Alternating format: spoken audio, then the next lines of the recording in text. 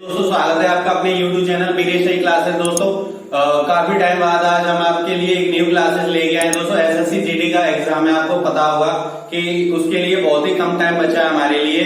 तो दोस्तों हम एसएससी जीडी की स्पेशल क्लासेस लेके आए अपने YouTube चैनल पर, और जीएस, रीजनिंग, मैथ और हिंदी इनसे रिलेटेड जो इम्पोर्टेंट टॉपिक है उनकी वीडियोस हम YouTube पे लेकर आएंगे। दोस्तों तो हमारा हिंदी से रिलेटेड पहला टॉपिक है समास, जो एग्जाम्स में कई बार जो इम्पोर्टेंट क्वेश्चन होते हैं वो पूछे जाते हैं समास को लेकर। समास की परिभाषा क्या होती है? दो या दो से अधिक शब्दों के सार्थक मेल को समास कहते हैं। किसको कहते हैं दोस्तों? जब दो या दो से हम अधिक शब्दों को मिला देते हैं तो उनके सार्थक मेल को क्या कहते हैं? समास कहते हैं। समास कहते हैं। अब बात है दोस्तों समास की शॉर्ट फॉर्म क्या होती है, मतलब किस तरीके से हम जान सकते हैं। जैसे कि कई शब्दों को मिलाकर एक शॉर्टनेस फॉर्म बनाते हैं, जैसे संक्षेपीकरण या संक्षेप बोलते हैं। क्या बोलते हैं दोस्तों? संक्षेपीकरण। इसकी क्या होती है? परिभाषा होती है समास की। जैसे दोस्तों मैं आपको एग्जाम्पल में बताऊं, एग्जाम्पल की बात करेंगे समास किसे कहते हैं। जैसे राजा का पुत्र, राजा का पुत्र क्या कहलाएगा दोस्तों? राजपुत्र। ये क्या हो गई? इसकी शॉर्टनेस फॉर्म हो गई दोस्तों, संक्षेपीकरण हो गया। राजपुत्र, राजा का पुत्र। सेकंड दोस्तों रसोई के लिए घर, उसे क्या बोलते हैं हम? रसोई घर। उसकी शॉर्टनेस फॉर्म हो जाएगी, समास हो जाएगा रसोई के लिए घर।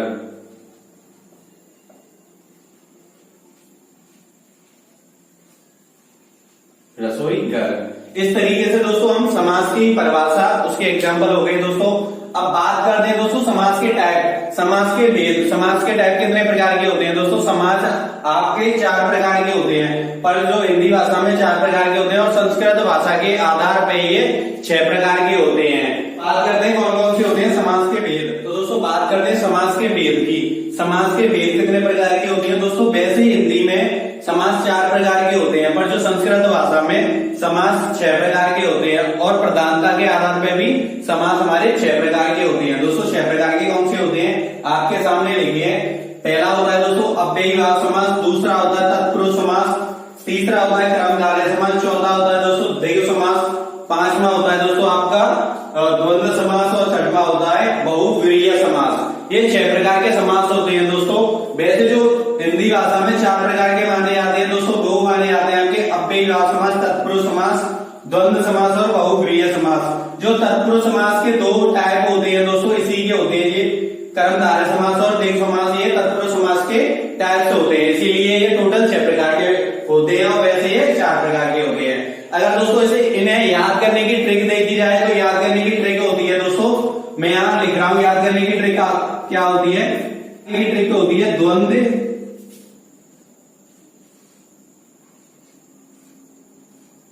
अवतक।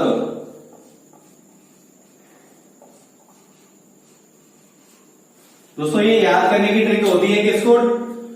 जो समास के पूरे 6 भेद होते हैं उनको याद करने की ट्रिक है द्वंद्व अवतक। अगर याद करेंगे दोस्तों, द से हो गया आपका, द से हो गया द्वंद्व समास, दे से हो गया आपका द्विगु समास, आ से हो गया दोस्तों आपका अव्ययीभाव समास, और बा से हो गया दोस्तों, बा से हो गया बहुव्रीहि समास, ता से हो गया अवतक, तक में ता से हो गया दोस्तों तत्पुरुष समास, और का से हो गया कर्मधारय समास। इसी तरीके से आप समास के 6 भेदों को याद कर सकते हैं दोस्तों उंगलियों पर। ये इसकी ट्रिक होती है द्वंद्व अवतक, द से द्वंद्व समास, दे से द्विगु समास। इसी तरीके से 6 प्रकार को आप याद कर सकते हैं। तो दोस्तों बात करते हैं फर्स्ट हमारा अव्ययीभाव समास। अव्ययीभाव समास क्या है और क्या होता है दोस्तों? जिन शब्दों में प्रथम पद प्रधान होता है उसे क्या कहते हैं दोस्तों? अव्ययीभाव समास कहते हैं। और दूसरा दोस्तों, जिन शब्दों के प्रारंभ में उपसर्ग लगा हो, उपसर्ग होने का बोध हो रहा हो, उसे क्या कहते हैं दोस्तों? अव्ययीभाव समास कहते हैं। एग्जाम्पल की बात करें दोस्तों, जैसे कि यथा, आ, बर, निर, अनु, प्र, प्रति, ये उपसर्ग होते हैं। ऐसे कई सारे उपसर्ग होते हैं जो शब्दों के आगे लगकर उन्हें अव्ययीभाव समास बनाते हैं। कैसे दोस्तों?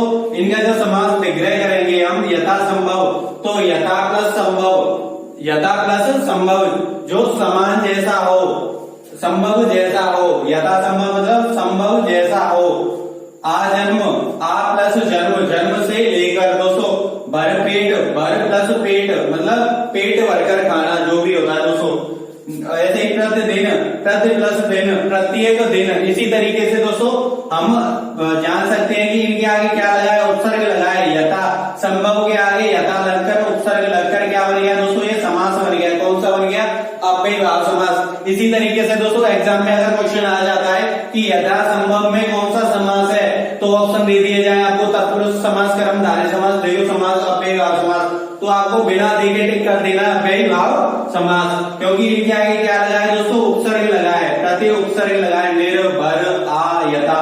इसी तरीके से आप देख सकते हैं कि जिनके आगे उपसर्ग लगा वो क्या कहलाते हैं, हमारे अव्ययीभाव समास कहलाते हैं। दोस्तों एक और एग्जाम्स के अंदर क्वेश्चन पूछ लिया जाता है कि प्रथम पद किसमें प्रधान होता है, कौन से समास में प्रथम पद प्रधान होता है, तो कौन सा समास है दोस्तों, अव्ययीभाव समास है।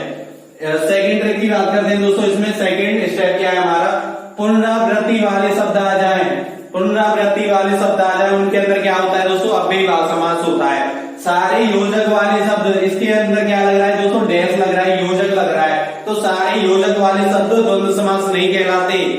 आप डायरेक्ट कर दो हाथों हाथ में देख कर कि इसमें योजक शब्द लगाया, टिक कर दो कि द्वंद्व समास है, ये दोस्तों द्वंद्व समास नहीं होता। पुनरावृत्ति वाले शब्द आ रहे हैं, जैसे हाथों हाथ, बागम बाग, बीचों बीच, शहर शहर, रातों रात, इस तरीके से धीरे धीरे, इस तरीके से एग्जाम्पल आ जाए तो उनमें क्या होता है, पुनरावृत्ति वाले शब्द क्या कहलाते हैं दोस्तों, अव्ययीभाव समास कहलाते हैं। इसी तरीके से दोस्तों हम एग्जाम्स के अंदर समास जो वाले शब्द आते हैं उनको देखकर हम टिक कर सकते हैं कि अव्ययीभाव समास होते हैं। दोस्तों बात करते हैं सेकंड हमारा तत्पुरुष समास। तत्पुरुष समास किसे कहते हैं दोस्तों, तत्पुरुष समास में दोस्तों जिन शब्दों में दूसरा पद प्रधान होता है उन्हें तत्पुरुष समास कहते हैं। इसमें क्या होता है दोस्तों, दूसरा पद प्रधान होता है, कौन सा पद होता है, दूसरा पद, दूसरा पद प्रधान होता है।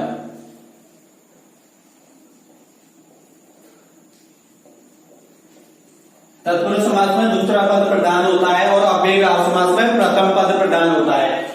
नेक्स्ट बात करते हैं दोस्तों, जिन शब्दों के विग्रह करने पर, जिन शब्दों के समास विग्रह करने पर कारक चिन्ह का लोप हो जाता है, कारक चिन्ह का लोप हो जाता है विभक्तियों का, जैसे कि दोस्तों का, की, को, के लिए, मैं, पर, से आदि का लोप हो, उन्हें क्या कहते हैं दोस्तों, तत्पुरुष समास कहते हैं। एग्जाम्पल की बात करें दोस्तों, हमारा एग्जाम्पल है यश प्राप्त, तो इसे क्या बोलेंगे, इसका समास विग्रह करेंगे तो दोस्तों यश को प्राप्त, यश को प्राप्त, मन चाहा, मन से चाहा, मन से चाहा, यज्ञशाला, यज्ञ के लिए शाला, मन से चाहा, यश को प्राप्त, राजा पुत्र, राजा का पुत्र, धर्मवीर, धर्म में है जो वीर, धर्म में है जो वीर, जैसे बोलते हैं कर्मवीर जो कर्म में है वीर।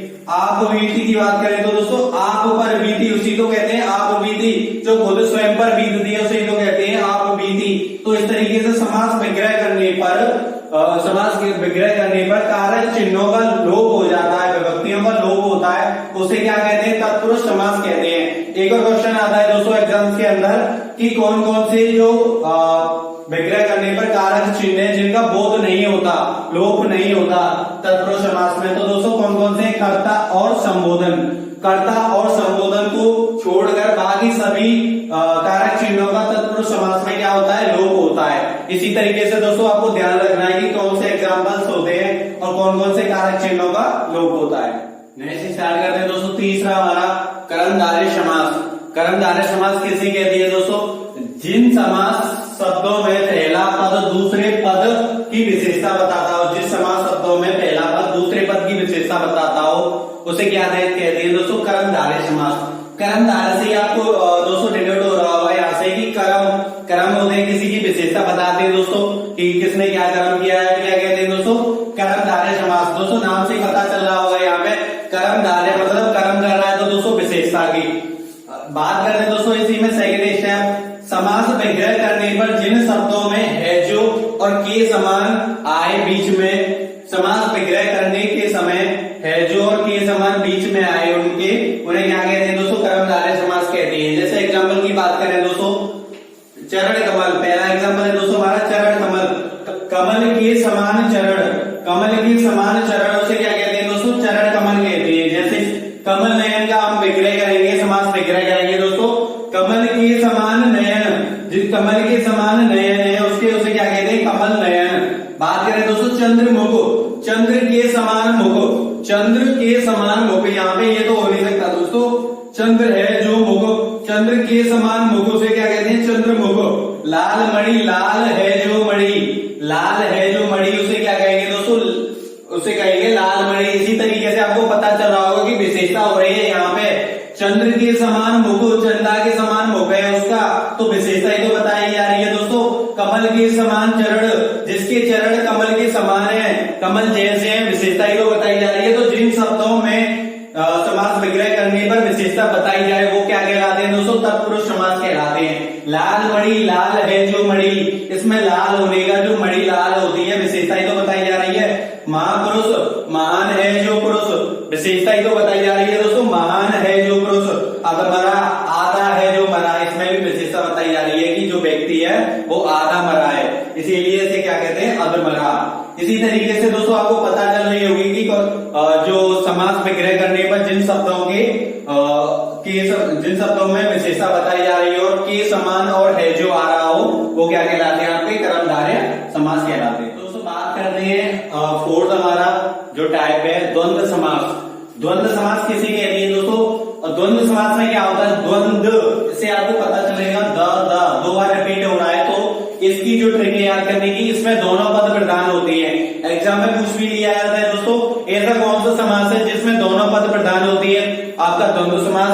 प्रथम पद प्रधान होता है दोस्तों आपका अव्ययीभाव समास, और दूसरा पद प्रधान होता है वो कौन सा होता है दोस्तों, आपका तत्पुरुष समास। इसी तरीके से समास विग्रह करने पर और या और एवं आए, और या एवं आए उन्हें क्या कहते हैं दोस्तों, द्वंद्व समास कहते हैं। और द्वंद्व समास में एक और विशेषता है दोस्तों, क्या है वो दोस्तों, जिन शब्दों के बीच में योजक शब्द लगाओ, मतलब डैश का शब्द लगाओ, डैश लगाओ, उसे क्या कहते हैं दोस्तों, द्वंद्व समास कहते हैं। क्या कहते हैं, द्वंद्व समास कहते हैं। जैसे पहला एग्जाम्पल है दोस्तों, पाप डैश पुण्य, मतलब योजक शब्द दिख रहा होगा, सभी में आपको योजक शब्द दिख रहा है, यहाँ पे योजक शब्द दिख रहा है, तो ये सभी क्या किसके एग्जाम्पल है दोस्तों, ये सभी द्वंद्व समास के एग्जाम्पल है।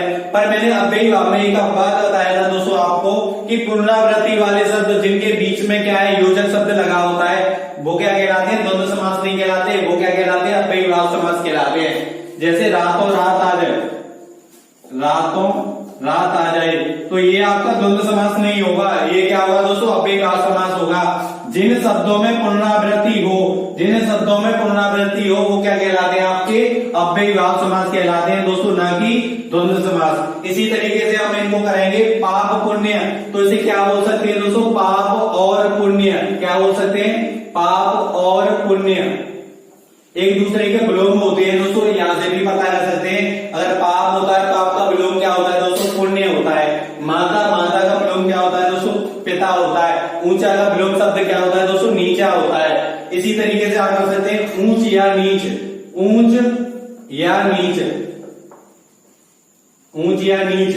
माता और पिता, छल और कपट, खराब या खोटा, रात और दिन। इसी तरीके से जिन शब्दों के बीच में और या एवं आदि शब्द का समास विग्रह करने पर बोध हो, या जिन शब्दों के बीच में योजक शब्द लगा हो, वो आपको क्या कहलाते हैं दोस्तों, द्वंद्व समास कहलाते हैं। बड़ी सी इजी ट्रिक है, जब दादा दो बार आ जाए तो इसमें क्या है दोस्तों, इसके दोनों पद प्रधान होते हैं और दोनों के बीच में क्या होता है, योजक शब्द लगाओ, वो आपके क्या कहलाते हैं, द्वंद्व समास कहलाते हैं। दोस्तों बात करते हैं हमारा फिफ्थ द्विगु समास, जो फिफ्थ टाइप है दोस्तों, वो क्या है दोस्तों, हमारा द्विगु समास। द्विगु समास किसे कहते हैं, जिन समास शब्दों में प्रथम पद क्या होता है दोस्तों, संख्यावाचक होता है।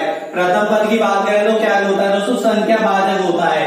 जैसे समास विग्रह करने पर समूह होने का बोध हो, जिन समास शब्दों के विग्रह करने पर समूह होने का पता चले या उनका बोध हो, तो उन्हें क्या कहते हैं दोस्तों, द्विगु समास कहते हैं। ये क्या होता है दोस्तों, संख्यावाचक होता है। जैसे बात की जाए 10, 20, 30, 60, 70, 100, इस तरीके की संख्या आ जाए या संख्या का नाम हो, उन्हें उनका वो होने का बोध हो, उन्हें क्या कहते हैं दोस्तों, द्विगु समास कहते हैं। एग्जाम्पल की बात करें, पंचवटी, 5 बटों का समूह। पंचवटी किसे कहते हैं दोस्तों, 5 बटों का समूह। पंचमुख की बात करें, 5 मुख हैं जिसके 5 मुख हैं जिसके उसे क्या कहते हैं दोस्तों, पंचमुख कहते हैं। 5 मुख है तो प्रथम पद क्या है दोस्तों, संख्यावाचक है। दोपहर, दोपहर, दोपहरों का समूह समास में ग्रह करने पर संख्यावाचक होने का बोध हो रहा है दोस्तों। दोपहरों का समूह संख्यावाचक। तिरंगा, तीन रंगों का समूह, तो दोस्तों समूह होने का भी बोध हो रहा है और संख्यावाचक भी हो रही है। नवरात्र, नौ रात्रों का समूह, नौ रातों का समूह। अगर बात करें तिराया तो दोस्तों तीन राहों का समूह। चौराया, चार राहों का समूह। त्रिकोण की बात करें तो दोस्तों तीन कोणों का समूह से क्या कहते हैं, त्रिकोण बोलते हैं।